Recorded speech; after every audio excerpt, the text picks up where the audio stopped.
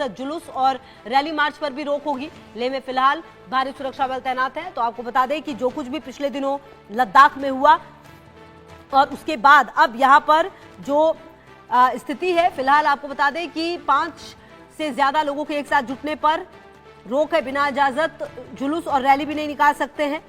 तो देखिए, ये बौद्ध भिक्षुओं का शहर लेह, अजीब सा सन्नाटा यहां पर फिलहाल दिख रहा है। और अजय हमारे सहयोगी ज्यादा जानकारी के लिए इसी खबर पर हमारे साथ। अजय, देखिए, लेह पर्यटन के दृष्टिकोण से अगर हम देखें तो काफी ज्यादा खूबसूरत जगह है, लेकिन जो कुछ भी पिछले दिनों यहां पर हुआ है उसके बाद यहां पर फिलहाल भारी सुरक्षा बल तैनात है और 5 या 5 से ज्यादा लोगों के जमा होने पर भी मना कर दिया गया है। क्या कुछ स्थिति फिलहाल ग्राउंड पर?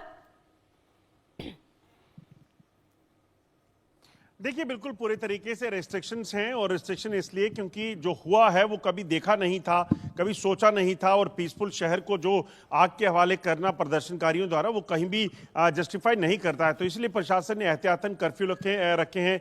कल 2 घंटे की ढील दी गई थी, जिसमें लोगों को अपनी मार्केट से जो सामान उनको खरीदना था उन्होंने खरीदा, उसके बाद फिर से बंद कर दिया गया। दरअसल सोनम वांगचुक के गिरफ्तार होने के बाद जो है वो चीज़ें लग रही हैं कि कुछ ऐसा कोई अप्रिय घटना ना हो और उसी के लिए लोगों की जो है जनहानि का कोई नुकसान नहीं होना चाहिए, क्योंकि 4 लोगों की मौत हो चुकी है और 90 लोग घायल हुए हैं। दरअसल आप देखें तो जिस तरीके से इस पूरे प्रदर्शन को अगर आप देखा जाए तो लेह में पहले भी प्रदर्शन हुए हैं, मगर हमेशा पीसफुल प्रदर्शन जो है वो चलते रहे। कभी ऐसा भड़काऊ भाषण या कभी ऐसा बवाल हुआ नहीं।